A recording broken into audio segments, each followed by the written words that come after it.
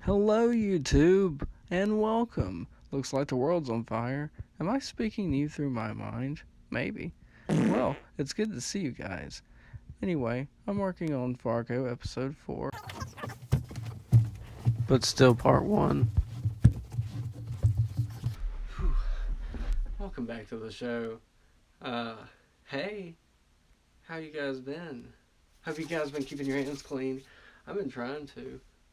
Welcome back to the show. Now, this is Fargo, Season 2, Episode 4, Part 1.5. Because this is also like half of part. See, I didn't finish all of Part 1, so this is the rest of Part 1. And then I'll do Part 2 later. I just have all this free time lately. Imagine! So you viewers, please sure to like and subscribe, and I'll continue to make And more theme videos. song, please. Yeah.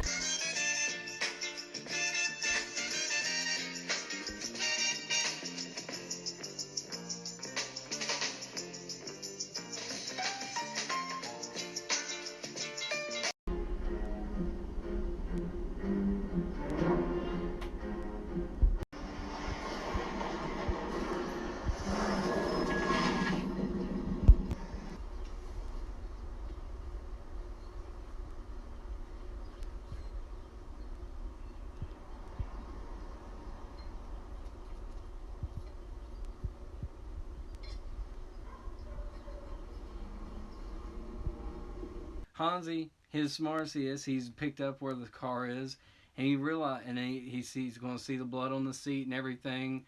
We get a little bit of a nervous Sonny here. I'm not even going to say a little bit. He's a lot of nervous Sonny. Sonny is like really nervous, but thankfully he's got Ron Swanson, daggone it, Carl Weathers, Nick Offerman. That was awkward. I love Nick Offerman in this, and I'm glad that he was here because I don't know if Sonny would have made it out alive after Hansi starts getting all real with him, telling him a little bit about Vietnam. Looking inside, see, I'm entrusted with the safety of the customer's effects. You know? Part of the code. So, excuse me. All right, that's like I said, what's for sale's outside. You know him, do you? Oh, Ed, yeah. Yeah, he's a butcher. Idiot. Hansi's walked in and just kind of just opening up the door and just, he's got kind of a Malvo thing to him, and I love it, and I'm going with it. And I like where his character. I'm sorry, I like Sonny. He's a nice character. But Hansi's so daggone cool. He pulls out his razor blade, and he's like. Yeah, he's like, that guy said, yeah, he was calling me Mad Dog, and, Nam, so, and then Hansi tells him his little story of Nam, which is a little bit different probably than Mad Dog's. You thinking you're up to some shady doings, mister, and, all right. Look, I was in Nam, yeah? Out there they called me Mad Dog, so you watch your, Do you miss it? What?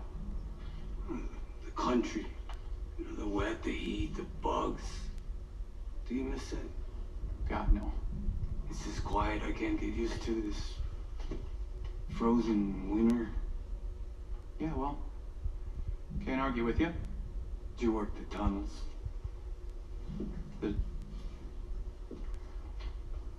Send the Indian, they'd say.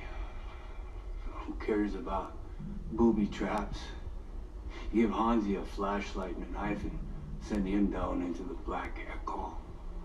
Moving through the earth like a rat. Killing off Charlie, taking his ears. Ears? You gotta push their faces down into the dirt so they don't scream and wake the others. That was pretty freaky little story. It reminded me of Malvo. That was a lot of remind me of, just the music and how it felt, the cinematography. That was a little bit of Malvo, and I loved it. Very good. Carl Weathers shows up. Thank goodness Carl was there. He's using the bathroom, and he's like, "Got a problem? Is there a problem here, Sonny?" I don't know. course you don't. Friend, is there a problem? He's got a knife, Carl. Yeah, Sonny, I got eyes. I said, do we got a problem? I love Carl Weathers, Nick Offerman. So Hansi walks away and nothing happens right here. He seemed real angry. Yeah, I got that part. Any other Einstein insights you can share with me? An Indian. I can't tell if Sonny's just scared or if he's stupid or just Get both. the phone, kid. We better alert the local constable. The sheriff, you idiot. Yeah. A thumbs up because this season is a thumbs up. We got a Stanley Kubrick long hallway scene, and I believe this is the first time we've ever seen the Kitchen Brothers without their hats. It's the first time I noticed it too when I was rewatching it. And there they are, counting their mad stacks of cash while the boss is getting some sex. Worried your family's gonna go the wrong way on this thing. Floyd's smart. She'll take the money. What about your dad? Him?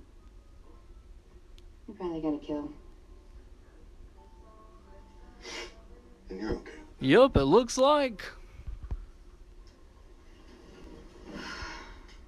You know what depresses me? I blocked out Simone. I know they don't show anything in the show, but I just needed to do that so I don't get flagged by YouTube robots. I must do these reviews. That's all I have. Anyway, I feel like, well, he probably is, Mike. He's squeezing Simone for information, where's your fan, maybe we can, it sounds like he don't want to harm them, but if it comes down to it, he'll do it. I saw the Indian left town yesterday. Hansi? Dad sent him to find Rye. He shot a judge, I heard. So he's either hiding out now or dead. I think it's odd that Simone knows that that Hansi's out looking for Rye.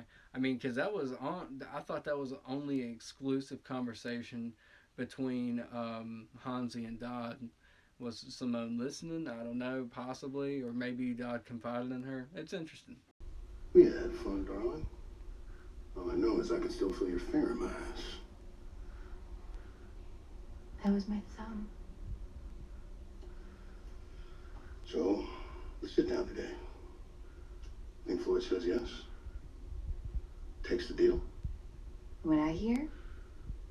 She's got to compromise. Kansas City definitely doesn't want to compromise, and Mike Milligan's working for Kansas City. So I guess he's going to squeeze for her for more information. No. Hey, what doctor's your grandfather in, He's maybe? a legume. They're taking him to the doctor later. See if they can stop the drooling. Is that right? Which doctor?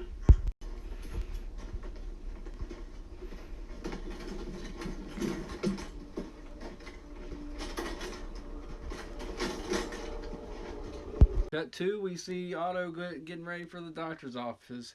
He's got his Gerhardt men helping him get out and everything, and now we're getting like maybe a possible meeting with Joe Bullo coming up. And then just a little bit after that, we're going to have a little scene with Lou talking to Betsy. He's like, should I treat you any different, and she's really just concerned, because he's like, I want to take her ice fishing, Molly.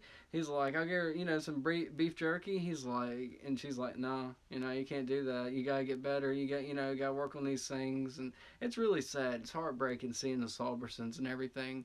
I love watching, I could watch them all day. Thought I'd take Molly ice fishing this weekend. Sure. Hi, Deborah. Yeah, but she's 6 and she's a girl. Gonna have to learn this stuff. So, should I be, I don't know, treating you any different? Please don't. Better get inside and take my sugar pills. Right away, we can tell Lou's hesitant about leaving her, but he's got to do his job, so here we go. So heartbreaking and a sweet scene too. I really love them. So cut to, we see Lou checking out with Hank. And I like this little scene coming up too because he's like, yeah, Betsy had her had the clinical trial or some type of thing. He explains, and I like how Hank's her father, and Ted Danson, his character Hank, takes a minute. He pauses and he listens to everything that's going on with his daughter. I thought that was kind of sweet, and it's a real moment. We're really bond with these characters. They're not just characters; they feel like real people, and I think that's what draws people to Fargo. But anyway, let's cut to this scene. Also, I want to mention real quick how not just Lou and Hank are concerned by about Betsy and her health, but it's also Sonny and Carl Weathers. They all took time just to listen to what all was going on with Betsy, which is really sweet. I don't know, just it seems like it was simpler times, and I like these simpler times, but we got these simpler times escalating into the big world, Mom and pop business I've talked about in the first episode, swept under the rug, and let's go into the big business, Walmart, right? Rat face. Didn't much like the look of him. Scared me. A little. Sorry. Took Betsy to a specialist. Okay. New drug, so we signed up for that. What I missed here? No, Ed Blomquist. Works Bud's Butcher Shop. Yeah. Wife's car technically got some front end damage. We're not the only one this season that has detective powers other than Hansi. It looks like Lou's putting some stuff together, and I love it. The kind you get running down a gunman who just shot up 3 people at the Waffle Hut? The what now? No, this was from an accident yesterday. Bluth took the report. Said the Blomquist. Yeah, but Lou's not buying it, Hank. Yeah, not for a second. Peggy said garage door bidder in the back. But I found bits of wood in the bumper, so I'm not saying she's lying, but well. Hey, running it in both ends, huh? Yeah.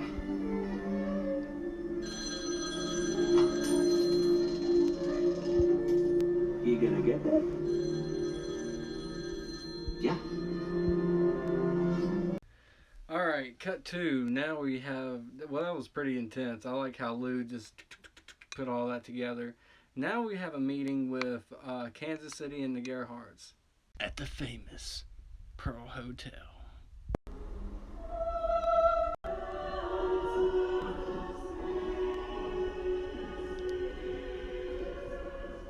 Thank you for sitting with me here to arbitrate as neutral party. Rewatching this, I noticed that guy right there is the one that died shocked. Where's Mr. Milligan? Another matter. Back in Kansas City. So, we've given you 48 hours to consider. Do we have a deal? No. But I have a counteroffer. A respectful one. Instead of a straight sale, us to you, we pay you $1 million. Cash money. Plus 20% of our territory in Minnesota. We also discount transportation fees on all Kansas City merchandise, 25% for the first 5 years. In exchange, we retain full control of our remaining operations. The Gerhardt family still runs North Dakota, but with Kansas City. Partnership, not a sale. Oh, a partnership!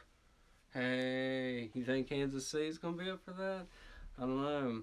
Let's see how this turns out. Well, that was the end of my review. I hope you guys enjoyed it. Please like and subscribe. Made in Stewart, Virginia.